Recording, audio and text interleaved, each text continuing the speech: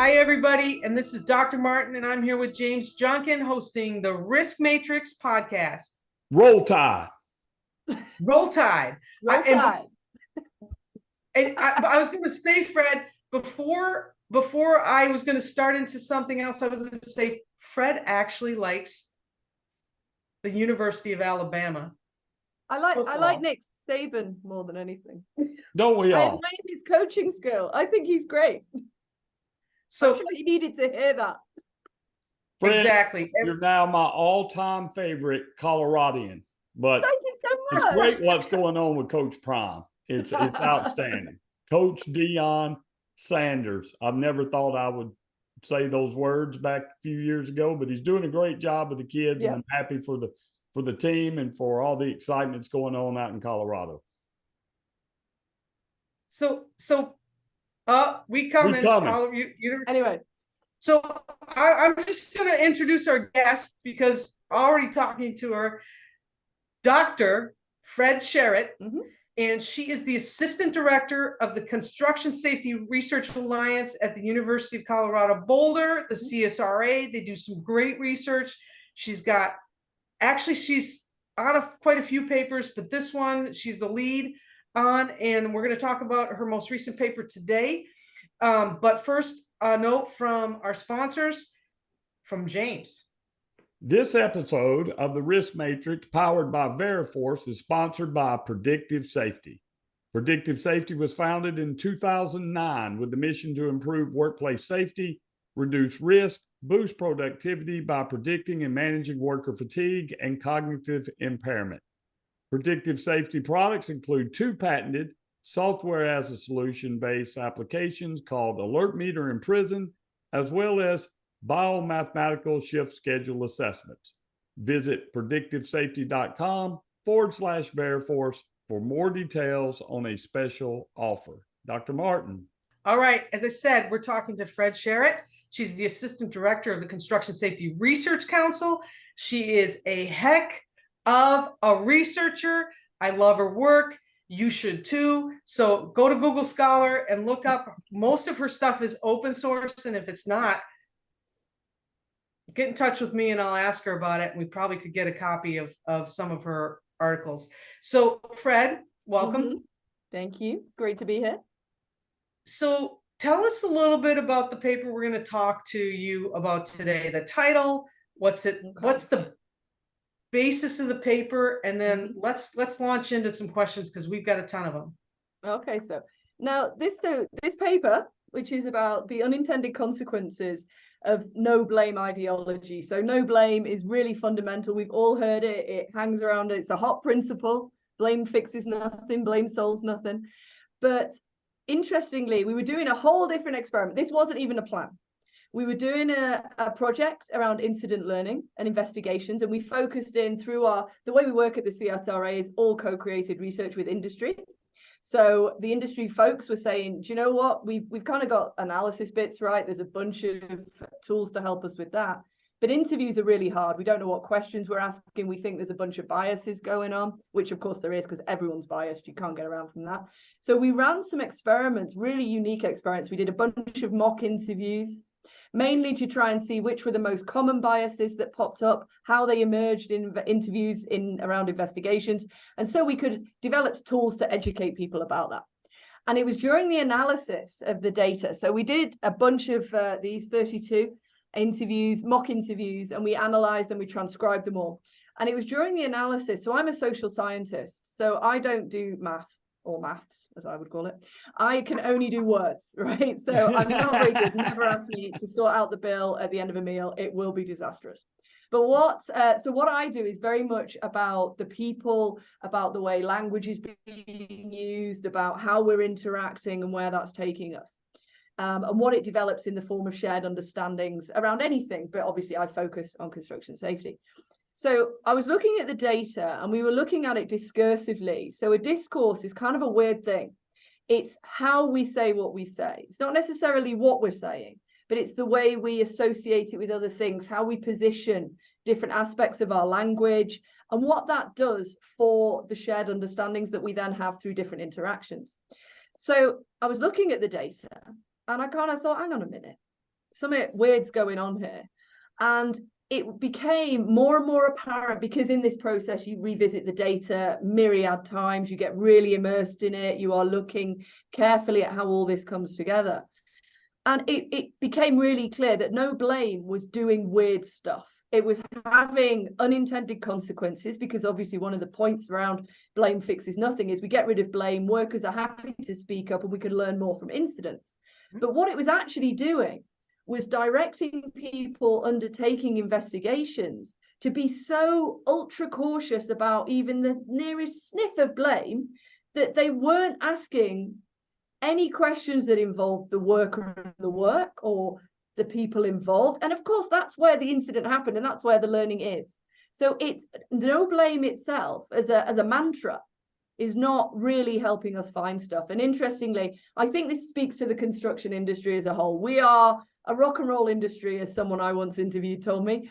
But what we do is we go hard, right? So we started out back in the day, we used to just blame people and sack them, right? People just got fired, they had an incident, get off the job, you're a liability. And then no blame emerged. But construction, rather than doing this in a measured way, simply went, woof. And so we're right on the other side in no blame territory, where nothing can be blamed anymore. No one can ever be blamed. So we end up in this weird back in the 19th century acts of God kind of place. And we're not learning from incidents if we've not adopted no blame and hop in apparently the right way. So it was a total surprise. Completely did not expect to find this within the data, but that's the beauty of what I do, is that I get in amongst it. And then it was super interesting to see this phenomenon emerge. So we've shared it through the paper. We're not pro or against hop or blame. I mean, blame is a really complicated thing. We should be talking responsibility, accountability, just cultures, a variety of other things. But the problem is, if you go no blame hard and you never blame someone even when they kind of deserve it, and I think we can all share incidents where that's the case, you knacker up the rest of your safety culture. And knacker up is a professional British term, which means you will negatively impact it. I now realize I've just said that, and I don't think anybody knew what I meant. So that's kind of where it came from, how it emerged, and why we've shared it is simply to keep the conversations going and see what people can do in their practice to kind of be cautious around this, is I guess what we're saying. So there you go. I mean, there's so much to unpack, right? So much to unpack. I am not a math person either. I play a math person, not in real life. Sometimes I use a calculator to add 1 + 1. Yeah. James, how about you? That's why I'm a safety professional. That's why I'm just a CSP and not a CIH, because I can't do math. I think there's an app for that. Even as a CIH, there's an app for that, right? So let's talk a little bit about the findings. And is CSRA in the business of then building on that research, right, and taking it into where do we go from here? Like, what are the implications of this? Like, I get it, right? And I think James gets it. James has done some incident investigations recently. And one of the things I admire about James is he is willing to go into blame when blame is warranted, because obviously people do make mistakes, right? And there's errors in the system, and everything comes to play. But I don't know, James, if you can elaborate on the one that you did recently. I think as someone who was trained in the behavioral side of safety, when BBS and all the things that came along with Geller, and as that matured and people began questioning, hey, this doesn't account for the work environment, doesn't account for the tools and the methods and the training, and then HOP came along. And we said, hey, this makes sense. Stop blaming the worker for everything, because we're not considering the work environment and all the different aspects of which the worker has to contend. And then there were some people in the room say, yeah, but James, you don't know some of our people. And I used to say, there's not a safety management system in the world that can counteract I don't care. And here's what was refreshing about your article. It acknowledges that there are some people out there that do not care. They're going to flaunt the rule.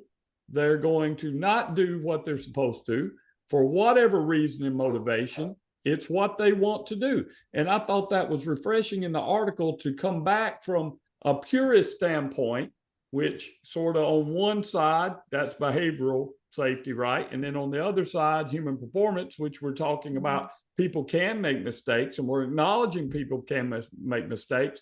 But somewhere in between the two is this concept of a just culture, which is we will assign accountability where it is warranted and when it's warranted.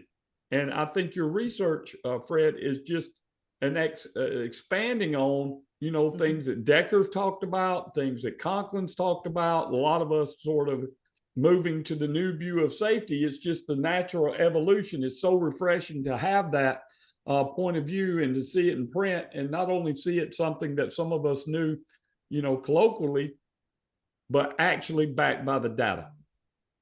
And some interesting to your point that some folks don't care. I agree with you. There are some that I have a name for that principle, but I can't say it on this particular podcast. The thing is that those individuals, because I mean, people, the interesting thing about people is there is so much variety, annoyance, inconsistency, complexity, all these kinds of things.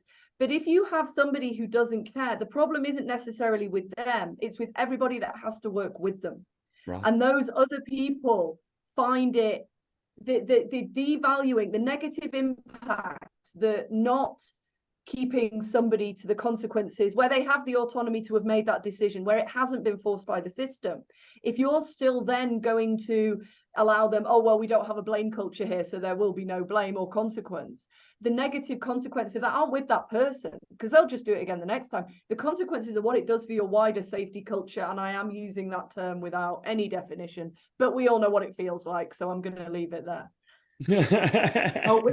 We don't want to listen. Don't get me started on that. We do not want to go into whether or not there's sick.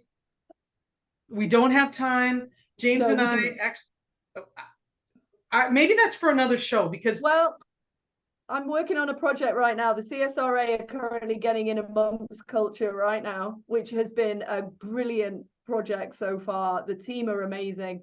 And of course, quite rightly, we've popped that idea straight in the bin, and we're actually getting in amongst what creates context. So another hot principle, we're looking at what creates context that therefore drives behaviors. So we're actually getting right upstairs into the C-suite and kicking some stuff around. So I'm super excited about that. And I will be in a year's time. I would hope to come back and let y'all know how that one's gone, with a bunch of papers to talk about then as well. Well, so I'm not going to give away anything, but James and I have just been involved in writing a paper together, and it's in review right now. So we'll see if it gets published, and it has something to do with safety culture. We both have very distinct opinions. They happen to match, which is why we kind of we're writing about it. I don't know if it's going to have the rigor of your papers, but it's going to ruffle a few feathers, I think. Good for you. So here's my question, right? Because James and I are kind of in the realm, and you're in the business of research, but we read papers, and James is doing his doctoral work right now, and you know, so we're thinking in the research zone, right? And I know that you guys are publishing, CSRA is publishing a lot in professional safety, which is great, but how do we get, and I'm going to use one of my favorite terms, and James is going to have a chuckle about this, but how do we get back from the ends of the spectrum, right? The no blame to blame the process. How do we get back to investigating incidents, accidents, whatever you want to call them? How do we get to it just depends, right? So that we enter into things with an open mind, right? An open mind, a broad mind. I would say open, but an open mind also has to be a broad mind for researching an incident. And how do we get people there who are not reading academic papers, they're reading more professional safety or trade magazines, or they're being educated informally, or even in the universities. Because I will say sometimes in the universities, bachelor's degree students are still hearing. I mean, I know a university that still has a behavior-based safety class, right? And yes, I do. And yes, some universities are teaching HOP but there's no course that teach us to be broad-minded. And I have a very, I'll follow this with something else on academia, but how do we bring the general population of safety professionals, or just anybody who's investigating an accident or incident, to that broad mind thing? What are the fixes for this? Because we have to change minds and methods. We do. I mean, the interesting thing about blame is we were just focusing on interviews, because an investigation is much broader than this. There's all sorts of other data and information you need to collect, and there's more you need to do. We were literally just looking at interviews. So arguably, within an interview, you shouldn't be mentioning blame at all, because that isn't the point of it. Even if you open with, this is a no blame situation, what you have done is immediately shove blame right into the middle of it. And even if the poor worker was thinking, oh, this is fine, as soon as you hit them with that, they go, oh, shit. And it creates all sorts of chaos. This is exactly what language does in really awkward ways, but it is interesting how it does it.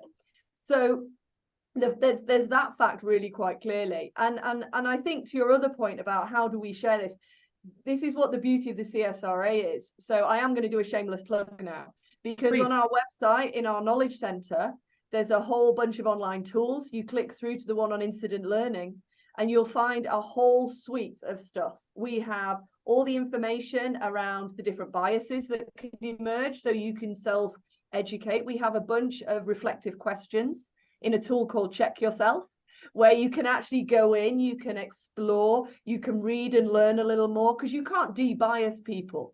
Much as we would love to think that we don't have them, everybody does, and you can't get rid of them. You can't be trained to get rid of them. So if anyone is selling de-bias training, snake oil completely. It doesn't work. But what we can do is try and educate ourselves, so we learn more, so we check ourselves, hence the title. And so on there is, you can click through the questions, you can find out more about the biases. There's a whole suite of videos that show you, featuring me, which is fairly terrible, but also some of the team acting, some of our awesome PhD students getting involved. It's fantastic. You can watch the worst incident investigation you will ever see, and you will see how the different biases pop up. You can either spend 40 minutes on this, or you can chop it into tiny chunks. I think there's 12 of them, and you can get to each of those no matter how you navigate the website. So I spent 10 years in industry. I know what people want to chew on. And unfortunately, it isn't an academic paper that I now realize. I think mine had 2 pages of methodology, if not a little bit more, because the discursive work is very, very hard to kind of present succinctly within the scope of a journal paper. This is the hardest paper I ever wrote, by the way. And I've written over 100. This one took the cake, because how to distill something as nebulous as no blame down into it was really challenging. But anyway, on our CSR website, this paper is open access. It's free. You can go grab it right now. But we also have a whole suite of industry tools that I was really keen to make sure we created to help industry out. So hopefully, the more the CSRA gets out there, and it's all free, you can all just grab it, I mean, I think some companies are using these videos in their training. I know a bunch of lecturers have stolen them all for lectures, because then they don't. I was just going to ask, they could just press play and watch me do it all. Yeah. Oh, so, and by the way, I like being in videos. Oh, bless you. Good, because my body just hates me. Every time I know a camera's coming near, I get a cold sore. So every video I'm in, I look terrible. Podcasts I'm quite good at, so this is okay. My body didn't have time to prepare. Okay, awesome. So awesome. Plus, I light up your life, right? Obviously, always. James, go ahead. I'm sorry. Into another area of commonality, I think that we share. As a safety professional who does a lot of work in industry, I do a lot of contractor assessments in the construction industry and in general industry and in the oil and gas industry. And I ask routinely, what are your goals for your safety management system, for your safety program? And I would say 70% of the time, the stated goal is 0 injuries. Yes. Yes. I can't believe you brought that up. Would you like to elaborate on your thoughts on the pursuit of 0 injuries and why that may seem noble? Of course, no one wants to get anybody hurt. Our mission at Veriforce, our mission statement, everything that we do is around this mission statement that we're going to provide tools and services that get workers home safe from high hazard jobs. That's our goal. We want people to come home, and I am passionate about that, right? A lot of my practice is serious injury and fatality investigations, and I see what happens when somebody passes away at work. So I don't want anybody to think that we're making light of the seriousness of injuries and fatalities. But around this goal, right, of 0 injuries, of no injuries, what are your thoughts of that as a goal for an organization? Well, just before I jump to that, I just want to echo entirely your point about serious injuries and fatalities within industries. I used to run job sites in the UK. I've been on job sites where people have been seriously injured, and I've been on job sites where they've been killed. And this is why I do what I do. I do not want that to happen again. I don't want folks to have to put money in a pot to pay someone's mortgage because they can't work for 2 weeks and they ain't going to get any money to keep their house going. And that is why we all do what we do. The fact that we are then taking this view on it, I think you have to, in order to stay sane within this world and to keep that power, that motivation and that oomph to do what we want to do, which is to eliminate them. So at the CSRA, our mission is to eliminate serious injuries and fatalities, full stop. Okay. We are not in the business of, we don't want you to sprain your ankle, because I think that's where 0 goes a little awry. The whole problem with 0 that I do have, because I have written several papers on this as well, is that it's how you send the message. But the problem is, and there are a bunch of folks that will say, well, 0 is just, it's a journey, it's this, it's that, it's the other. It's a construct, it's an idea. Yeah, it's a great idea. But the problem is, you don't get to decide as a safety person how that lands with your workforce. And I was actually I was still in industry when that first came out.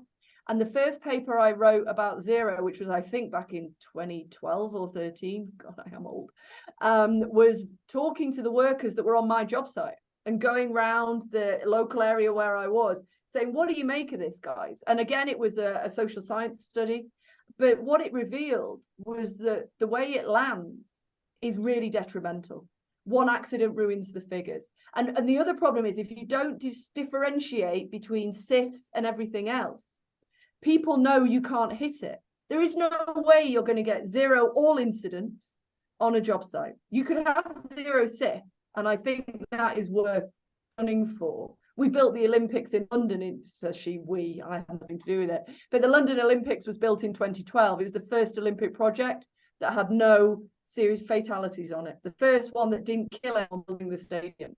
And the reason for that is because it wasn't really a real project. It had all the time and all the money, because we did that with knowing the eyes of the world were on us in the UK. The fact that we then went on to the next big mega project and killed someone within about 6 months just goes to show the arrogance and hyperbole that went with this kind of ambitions and overconfidence, actually, in terms of when you're trying to work within normal commercial constraints. So I think in terms of the goal of 0, I think, is in everybody's hearts, including workers. But they kind of know it's a castle in the sky. It's a dream to aim for. Whereas, unfortunately, you get people who are trying to implement 0 programs who actually are so myopic to how the world actually works, or they pitch it wrong, or they spend an enormous amount of money on new stickers and high-vis vests rather than fundamentally changing anything else.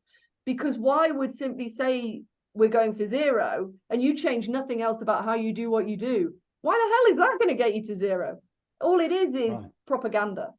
So it's really interesting. And I did chew with a colleague of mine, Andy Dainty, I chewed the British statistics, which have no evidence that zero works. And I've actually just got a paper under review myself right now, where we've looked at the statistics for the US.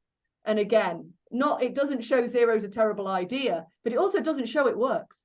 I cannot find any empirical evidence. There's a really interesting PhD thesis out of Australia that I'm hoping we'll see some papers from soon, which again was entirely in the C-suite space, looking at how they position zero. And again, I cannot see or find any empirical evidence that tells me this is a good idea.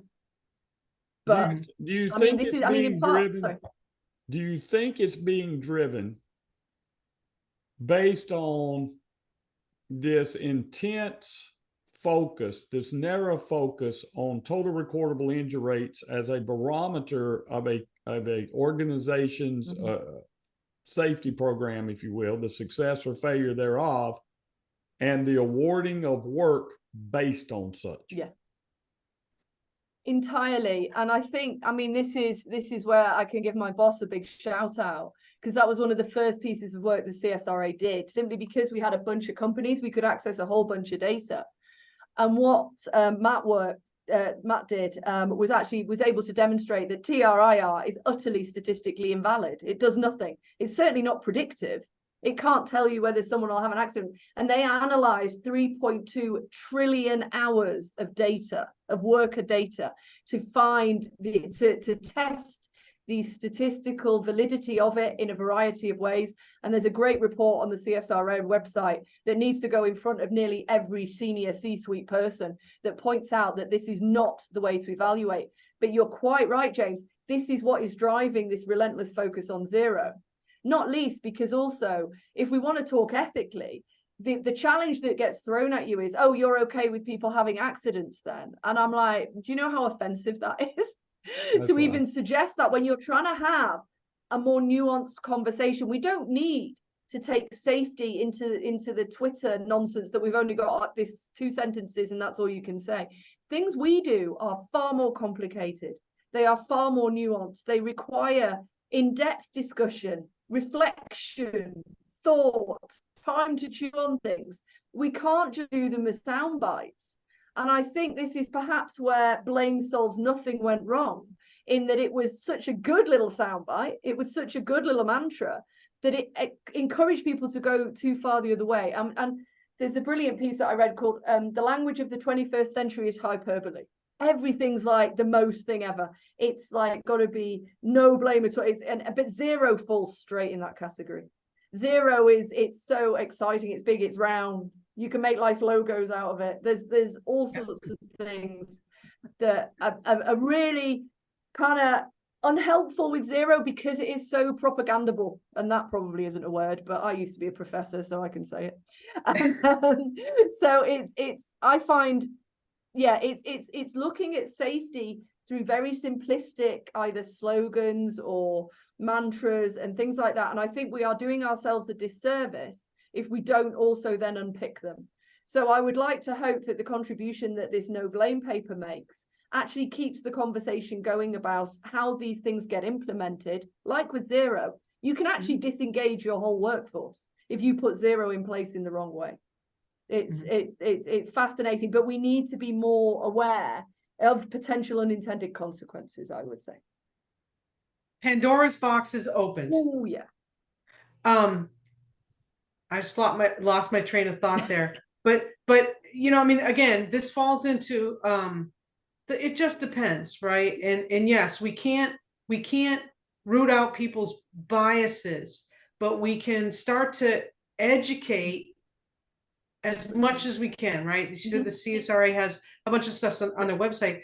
And I'm gonna give a plug for something that I'm passionate about, which is, I think it's gonna hopefully ring solid with you. I don't like the way that we educate people who are getting a bachelor's degree or an undergraduate degree in safety, because we focus so much on the technical. So much on the technical. Yeah. And I, being a construction person myself, and James being in oil and gas, and you having that industry experience, I feel, and I'm probably going to get a lot guff about this, because I'm not going to swear, but I feel that if you are going into safety as a profession, as a trade, whatever you want to call it, profession, practice, whatever, that you need to have really good social skills, or at least know how to be in this world and how to be with other people, right? And some people have that, and some people struggle with it, but I feel that before you learn the technical, you have to learn the personal. And I think that our undergraduate programs need to do a better job up front in the program teaching the soft skills. I hate that too, but the social sciences of psychology and you know, I'm a fan of internships and experience up front, right? And a mix of trade work, which I would consider people who don't come to the safety profession through education. They come through experience. They come through the trades, and they learn about how things work and all those things, and then they learn the technical.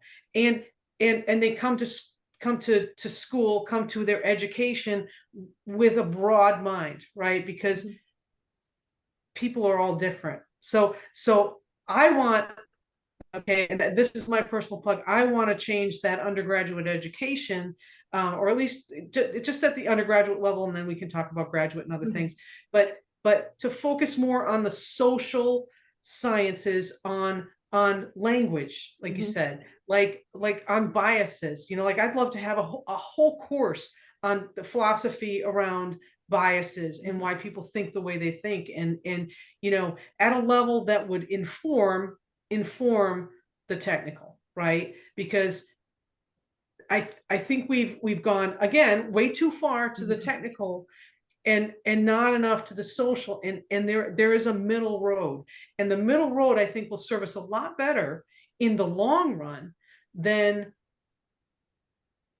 going to school and learning the technical and pushing people out into the world at 22, 23, if you're a young learner, without the knowledge of how to be in this world and how to be in the workplace and live with an open mind. I couldn't agree more, but I'm not sure we're going to get away with it. So I know. It's my dying wish. I'm not dying, but it's my dying wish. So I didn't go to university, or college rather. I didn't go till I was 25, because I'd been knocking around construction sites for a whole good while, and I knew if I'd gone when I was 18, due to various side interests I had, it was not going to go well. So moving swiftly on from that, I think it is really important that certainly in a specific industry, I would love for folks to have some just time out in the world, because one of the things I butt up against a lot is and one of my favorite sayings is, have you met people? Because people are just brilliant, but they're all over the shop. And some of my favorite people are construction. You can't get on a job site in the UK. Someone will be singing loudly somewhere, because that's what they love to do. There'll be some dude doing like the Times cryptic crossword in the canteen because they're a super brain, but they happen to be a scaffolder because that's what they like doing and they don't want to stay in an office. The interesting people you meet on job sites is just brilliant. I absolutely love it.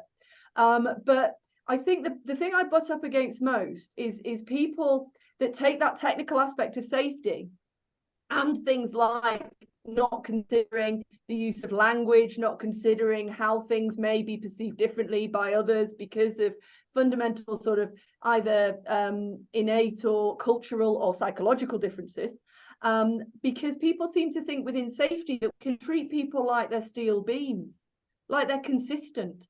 And they're really not. You can have somebody one day, to back to your point, James, who doesn't care, because we've all woken up and we've all had a really bad day coming on us and we don't know why, and we shouldn't be allowed near anything, certainly not heavy machinery, and we've got a right cob on, and some days nothing goes right. And my stepmother is great for this, because there's this whole thing called biorhythms, and I remember I had a terrible day once and she looked me up in this big calendar of biorhythms and said, oh no, you shouldn't have even gone out. This wasn't going to go well. Mercury is in retrograde. Exactly. Do you know that? It's equinox tomorrow, dude. Right. Anyway, not that we're all witches as well, but it's super important that you get in amongst people if you are a safety person, because that's who we're trying to stop getting hurt. And I think it was when I did my PhD back in the day, I was supervised by a quantity surveyor, all the numbers, go and do a questionnaire, do some statistics. That's how you do a PhD. And I kind of couldn't make that work with my life as a construction manager at the same time, because people aren't consistent. They don't always do what they should do. They can do the same. They can if you get into discursive analysis, they will contradict themselves in the same sentence.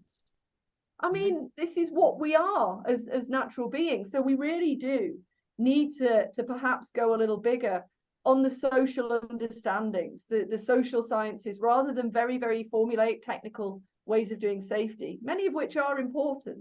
We need to have a good instant appreciation of the folks you're trying to talk to and you're trying to work with.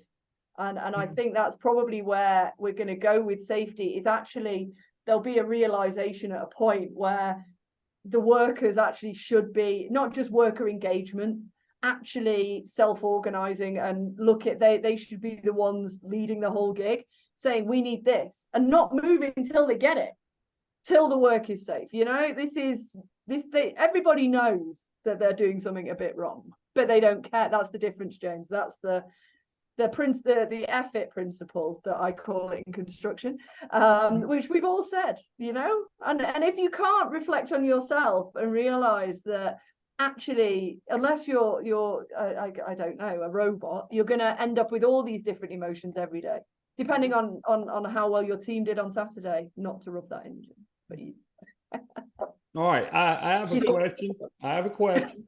Right, Well, we got to let him talk. I have a question. Go ahead. Go for it, sir. I work with a lot of hiring clients. They're making decisions for work to be awarded to contractors in a high-risk industry. Mm-hmm. Is there a truly predictive model in the future for safety surrounding CIFs? Well, that's a hard question. That is a really hard question. I know that there is a bunch of work around predictive analytics, and that is the thing of interest to folks at the minute, very much so, is how can we look at a company and their data, their information, how they operate, and know how high of a risk they are. But again, I don't think one should be looking objectively at that company. They should be looking at how they're going to fit into a bigger supply chain, perhaps, what the project constraints are, what are the resources that are being given to that project. Because you could put the best contractor in the world on a job, but if that job has a whole bunch of other people on it that are not, it's more, you know, that's more complicated than that. So I think in terms of the predictive analytics, what we need to do is stop using TRIR, definitely, because that has been proven to just, it means nothing. And it punishes smaller firms. All it does is play to the guys that knock out millions of hours a year. But they could also be killing 1 million people, but you can't see it in the data because it doesn't show up like it does for the smaller contractors who might actually be working a bunch more safely than the big fellas. So I think it's certainly super challenging. I think that will probably be the next big thing, if somebody can come up with it. But what we need to make sure is that it is actually valid and viable and reliable. Because if it comes through something where it's an ideology or it's an idea, we need to make sure we test the hell out of that before we start making judgments on how people operate. I mean, there must be ways to do it. For example, if any of us walked on a job site and you can see a couple of trades and you have a look at their tools will tell you more. If they're all shiny and brand new, you want to be careful. If they're really badly maintained, you want to be careful. But if they're well worn but beautifully looked after, you know you've got a decent tradie. And these are the kind of things that we can tell. These are the feels, if you will, that we know whether we're talking to a firm where you could just get out there in amongst it and we know. But what we need to be able to do is distill safety expertise from what we know, from our practice, from our research, from our experiences, into easily digestible chunks by those who perhaps are learning, but also for those in the C-suite that pay the bills, because all they want is half a paragraph with some numbers on.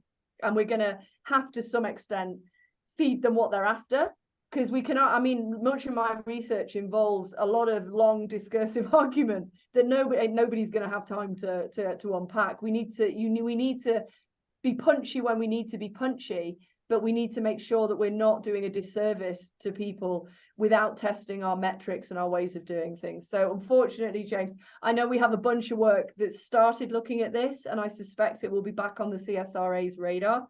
At the minute, we're looking at an alternative to TRIR, which is high energy impact Right. high energy control assessments, which is how much high energy are you controlling on the job site, which means your chances of having a SIF, so that's only SIF focused, is actually reduced. And having a high HECA score will actually give you on a job site, will give you a better picture of the safety of that job site or that contractor than TRIR ever will.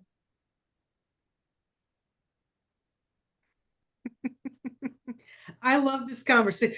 It just, you know what? It just goes to prove to both of you that it just depends. Obviously, right?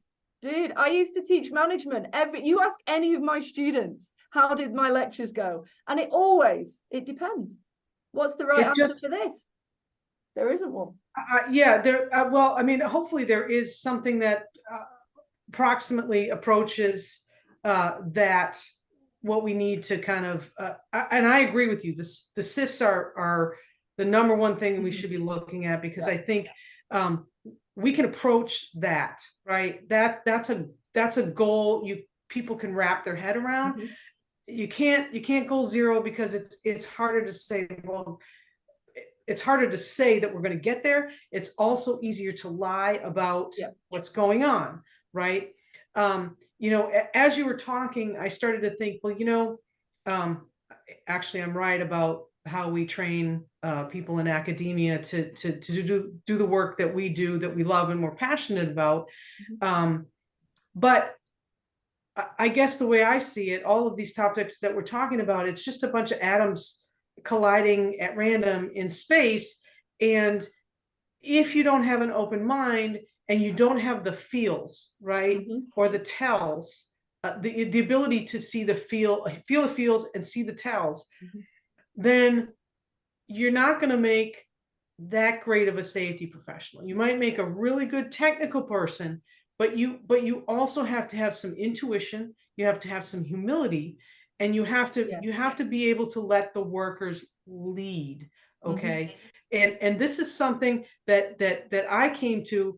I didn't start as a safety professional. I started as a field geologist. Okay. So I sat drill rigs, okay, in the environmental industry and hazardous waste environmental industry for a long time. Okay. So I know what it's like to sit in the freezing cold and watch tar come up on an auger, and to wash sampling spoons and all those things. And so I have a real appreciation, not only for risk, right, because I've seen some pretty horrible things happen in the field, but I also have an appreciation of those of us who work in high hazard jobs and who work very hard, right? And I think workers essentially want to do a good job. They do. And what we're doing with no blame, with putting a goal on something that's not attainable, is we're not allowing them the autonomy to tell us, or to stop work, as you'll stop work, right? We get stop work authority. Well, what does that mean? It means that I am going to let you lead, right? Tell me that you're not going to work. Tell me that this is wrong, and I am going to listen to you, right? So now I'm thinking I want to change the whole academic scheme for management and project managers, right? Because if we have to communicate those type of things to a C-suite that only wants a paragraph about numbers to make their decisions, then that's not what I do and what many safety professionals do. And they're asking for something that they shouldn't be asking for. They're not asking for the right things. So okay, now we're never going to get there, but I want to change how we educate professionals altogether. Up and down the chain, right? There is a bunch of work to do at all levels, really. And it is interesting. It is interesting about the work. I mean, no blame obviously came as a consequence of too much blame, which there certainly was in construction. I mean, we were terrible for this. We were really bad as an industry. But then to swing so far to the other side without having that middle ground. And anecdotally, I've had a bunch of folks say, yeah, that didn't actually sit right when we were trying to do it. And I've had conversations with workers who've seen other people break the rules and have no consequence. And the amount of negative consequence of that for people, for all the rest of safety. Because what we need to remember is if we screw up one little safety thing, that generally taints the whole of the rest of the safety stuff. It's like it pollutes it. It's like, well, you got 0, you don't know what you're talking about, so why should I come to your safety committee or your learning team or whatever else you're doing? It can be really upsetting.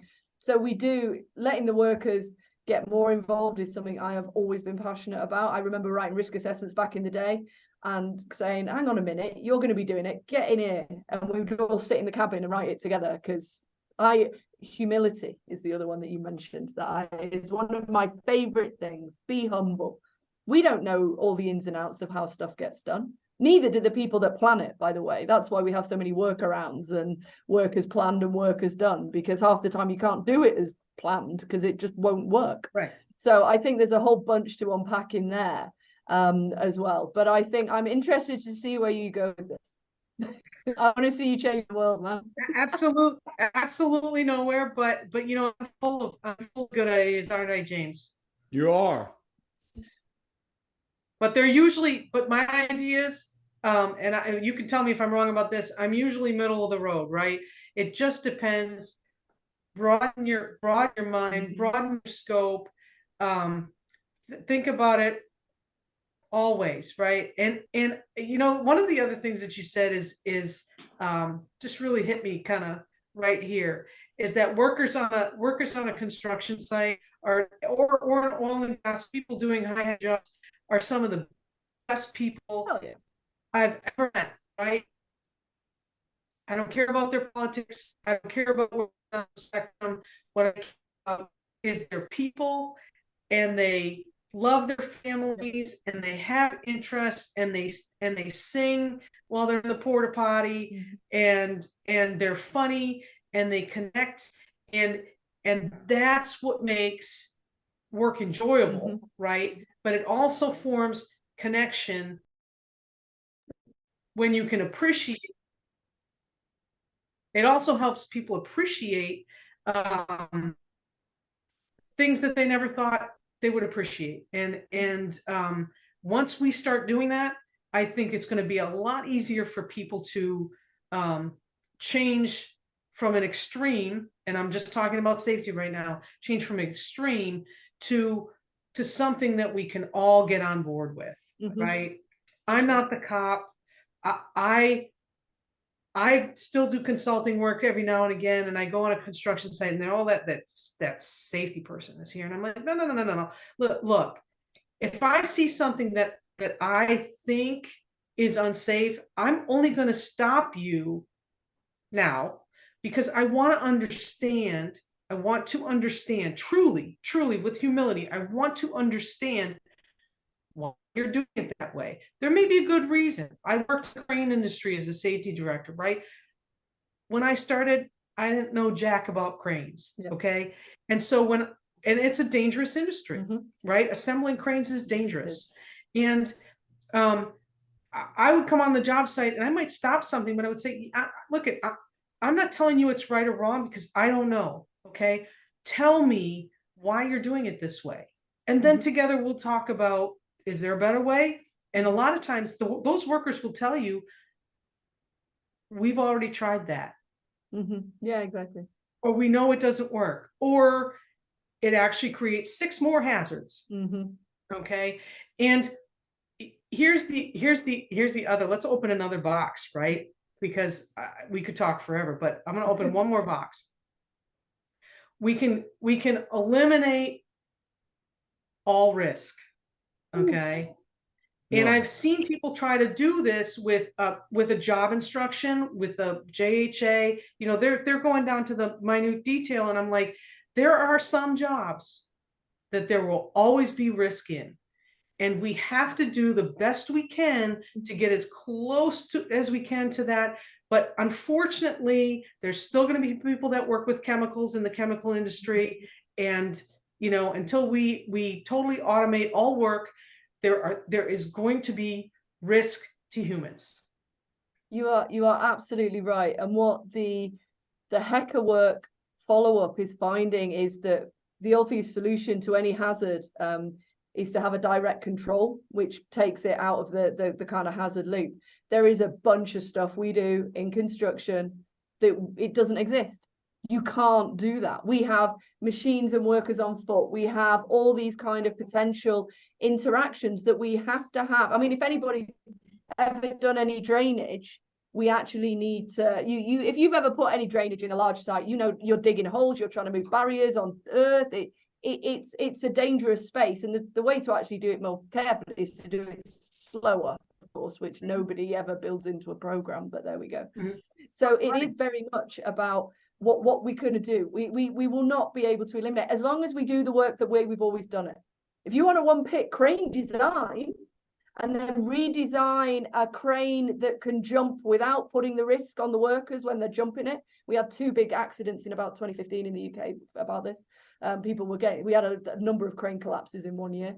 But if you can redesign it so that piece of machinery doesn't create that risk, that's where we need to go back to now, I think. Because a whole bunch of what we do was created in Industrial Revolution #1. And I can tell you now, nobody cared about workers back then. And we're still doing it the same way, which is why retrospectively saying, right, we're going to go for zero now, makes no sense. It's ahistorical. You're not dealing with the reality of why we're doing it like this in the first place. You're not having the conversations with the workers, like you said, such as, have you tried another way? And they're like, yeah, but that makes all this stuff happen, which is even worse. So we've already mitigated it as far as we can. And the other point is that legally, the law in the UK, the US, Australia does not tell you to remove everything. It doesn't say zero. Zero is an absolute. The law says reasonably practicable. And that was written a long time ago, and the law has reasons for the way it words things. It has no morals or ethics. It doesn't really care about that. But what it does care about is how the world actually works. It seems like we've forgotten that a bit.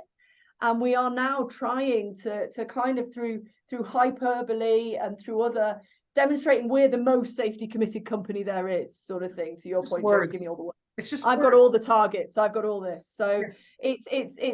It's far more interesting and complicated. And that's why I do safety as well, of course, because it's just fascinating. All these different aspects collide, and we need to be, I think, as you said, broader minded and have time to think about things. We need headroom for what we do. It can't always be, oh, here's the solution to this, here's the risk of it, this is what we're going to do.